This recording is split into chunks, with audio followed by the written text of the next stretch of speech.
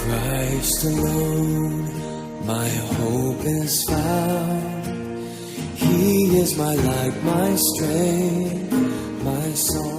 Welcome, dear viewer, to our last segment of the Let Us Reason Together. Today, we are looking at worship in schools, and we are really getting quite a number of some of the challenges that are faced in school, the programs that are there in school. We would want to get into the detail of looking at that program and some of the elements of worship. And I want to give our pastor to just tell us what are some of the elements of worship. Pastor Morel. Thank you. Good afternoon, viewers, once again. Worship is diverse. We have different kinds of worship. When we are praying, we are worshiping God. Mm-hmm. When we give our offerings and our tithes in the church, we are worshiping God. Mm-hmm. When we are talking, whatever we are doing, we are in a certain way worshiping God.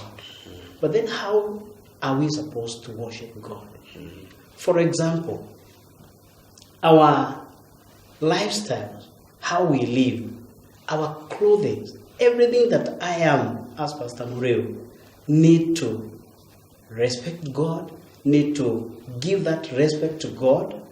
I need to actually reference God in everything that I am doing. If I am giving my offering and my tithe to God, I need to give with that understanding. I was this morning reading the Bible in the book of John, chapter 3 and verses 16. That for God so loved the world that he gave his only begotten Son, so that whoever believes in him should not perish but have eternal life. If I understand how much God has given himself to me, then the amount of worship that I am giving him must be derived from the love that God has loved me with. God really has loved us, and therefore we need to accord to him the best. If it is wearing my clothes should bring glory to God. There are many people who are not glorifying God by the way they are dressing. Even eating, even talking, actually everything we need actually to give glory to God. Wow. If Christ should come today and find me in this place, will he find me glorifying him? And he may find you anywhere. Will he find me He may not find anywhere, you in the church. in the church or whatever I may be engaging myself into? Yes. Will I be glorifying him? Wow. I want to put a challenge that let God find us in a place of worship wherever and whatever will be doing. Wow, that is so nice, Pastor. You're bringing it so well. Brother Masinde. And I think I will also put in the book of Philippians chapter 4 verse 8, where the Bible is very clear telling us that for those things that are good, those things that are righteous, those things that are honest, those things that are holy. So we must think of those things. Sure. And I think to any Christian mind, the desire is not to live all this struggle on earth and lose up your purpose in heaven. And because we are created by God and for his purpose, then let us worship by and for that purpose. Wow. Just as we get back into our topic, I would want you to maybe give us a sketch of or a framework of a program that is supposed to be dealt or handled in a school service. Just before I give you that sketch, I'm one person who goes to school to pray. And it is very, very bad that you go to school and the students take, let me say, 45 minutes. 45 minutes, they're praising and dancing and they have fun. And then you as a preacher, you are given 10 minutes. So when did the word got replaced with dancing? I have no problem with dancing and singing. But to what level should it be done in the school? Becomes a question. You go to a school and it is time for testimonies. But you find the only thing the students can do in that place is what? Presentations. And the presentations are dancing. And some of the songs they sing there in terms of presentation, you look at them and you wonder, where is Jesus in this? So it comes back to us as teachers. And majorly, we teachers who are playing a very key role in these secondary schools. That we need to train our Christian unions to understand that the word of the Lord is fundamental. It cannot be given as a second option. And should not be treated as another business. Okay. It's the only business. Wow. And so it must be given the first priority. So, for example, in my school, this is what should be there. I'll give praise and worship 15 minutes. After 15 minutes of praise and worship, I'll give the 10 minutes to those people who have what? Testimonies. Let us hear who was feeling not feeling well the whole week. And maybe today the Lord has done something for them. Let them stand up and say, those that had been sent home for fee, they had no way out, but now God has done for them. Let them have that opportunity to encourage another student in the congregation. And after that, of course, giving is very important. Any service that has no giving and sacrificial material part of it, it is not complete. So let us give it 5 minutes. In those 5 minutes, let us give a choir. Let us form our school choirs so that they can present something. And now the remaining time of almost 45 minutes, if my service takes 1 hour, 30 minutes, let me give that 45 minutes to the preacher. Okay. Let him come and get these children. And any preacher that should be given, I always say, please finish by calling an altar call. Wow. So that somebody who's been touched by that word cannot go back and find themselves roaming with the decision like, do I need to get born again? They just wake up and make that decision, and then that is how the system should create more Christians and more followers and more disciples of Jesus. Wow, that's wonderful. So it is like now, like he's having a very clear guideline of what happens. In sermon preparations, how many minutes do a preacher need? Exactly. I wanted actually to talk about that. Sometimes a preacher is invited to a certain school. Then when this man comes, this man of God comes, and maybe he is coming from very far, you'll find that he is only given, and he was given actually a certain subject or a topic to talk about. You find that he is only given 10 minutes. And maybe he is coming from Mombasa. Only to be given 10 minutes. Wow. I think Christian unions, schools need, the Christian unions need to think about this. You need to give an ample time to a preacher. And it's also good to respect them. Sure. They are men of God. Amen. Yes. Wow. Hallelujah. And maybe just to add on that, so that to close the point, you see, a student environment has got 4 dimensions.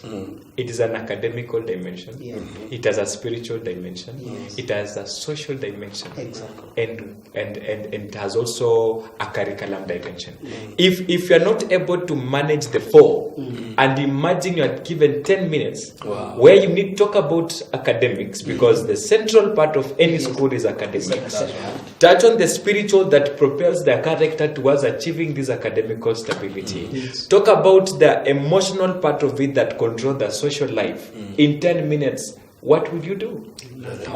You need at least an hour, 45 minutes to an hour, so that you prepare yourself and bring your word in a way that it touches that person who's feeling low because of their grades, touches this person that's feeling like their character needs to be touched a bit, touches that person at home, there are issues at home, and that word needs time. Wow. Now, that gives a lot of work, especially to the patrons and the chaplains in schools, that students should not be left alone, because unless they have matured, at least they know what they are supposed to do, but at least there has to be somebody there, somebody that they will look at as a guider, as a counselor to what they are doing. And this will make the whole thing come out in a very good way. Because wasting those 2 hours, honestly, or in a Sunday, you know, that is very critical. It is critical. It is very critical because, again, it is just a service like any other outside there. And therefore, it has to be handled in the best of the manner possible, because in the calendar of God, it has been counted as one of the services that is happening on earth. Yes. Just like we have that one in CITAM, another one in SDK, another one in PCA, another one in KAG, another one in whichever denomination, even that one is counted. And you see, my brother, we need to stop treating CU as a routine. Sure. The moment we'll stop treating our services in school like routines, it's like a lesson plan of some point where somebody can choose to go or not. It will find its meaning deep in our roots, and it will find meaning in even in the entire period a student is. Because do a rough estimate.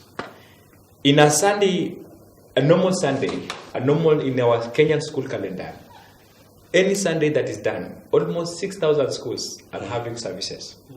Which means the product that should come out at the end of that year transiting to campus should be at least a well-nourished product spiritually in the campus. But look at the problem and the manners we have in campus. It's because we've been treating our Christian Union as routines. Wow, Pastor. True worship. We are talking about practices of true worship, which are supposed to be undertaken and done so that the right thing and the right product comes out. I want us to give a parting shot, even as we look at the wider spectrum of how our worship should be handled. And I want you to address probably the teachers, the patrons, and let them at least to know what is their role, even as we continue with our address the teachers, the Christian Union leaders, the patrons, that you are holding one of the biggest churches. God has brought students from all parts of the country in your hands. It is good to give the right worship. It's good to be responsible. Be there when the services are there. As the CU patron, be part and parcel of the service, because it's a service like any other service done in churches. And when we do that, I tell you, we will bring many into the kingdom of God. Good. Brother Masinde, talk to the administration, talk to the ministry, talk to those that are in charge, at least on this. I'll have one point that's very clear. You cannot fight, you cannot solve the problems of today with the solutions of yesterday. It's clear that trends are changing, things are getting dynamic. And so it is upon us, those in administration, and upon the school administration, to make sure that as much as they are calling for entertainment on every Saturday, and students can have 3 hours, 4 hours of entertainment, we must also create an ample time on the calendar that Sunday can accommodate as many functions as possible so that students can grow. Worship is not about just dancing and singing alone. Do we have programs in school that support the spiritual growth of this student? Do we have Bible study going on in a school? Do we have discipleship going on in a school? What of the role of the evangelism teams that are coming to the school? Are they accorded that respect, and are they allowed in, or are they treated as just any other person? That is how it works. Because where I stand, I believe that a disciplined school is academical performing school. If you want to achieve true academics, it must be inclined to God, because it doesn't help me so much to produce an A student that is not spiritually upright, because they will get lost in campus. I would rather produce a C student that is proper and rooted in the word. Wow, dear viewer, we've been talking about worship in schools. We've been looking at some of the challenges that are there in schools. And we find that they are grave if they are not taken care of, and if they are not changed, then we realize we will be molding some people that eventually will not mature up spiritually. And you know, even in a school setting, as we are handling the cognitive area, we are handling the social area, the emotional area. The spiritual area is also very critical in addition to the physical. And therefore, that's why we need a proper practice of worship in schools, so that we can offer a true worship of our Lord Jesus Christ. We've been talking to patron and teacher, Brother Masinde, and Pastor Mreo, who've given us quite a number of tips, and today we close it at that point. Welcome again next Tuesday from 7:30 to 8:30 with me, Eric Lumosi, in the program Let Us Reason Together. God bless you. In Christ alone, my hope is found. He is my light, my strength, my song. This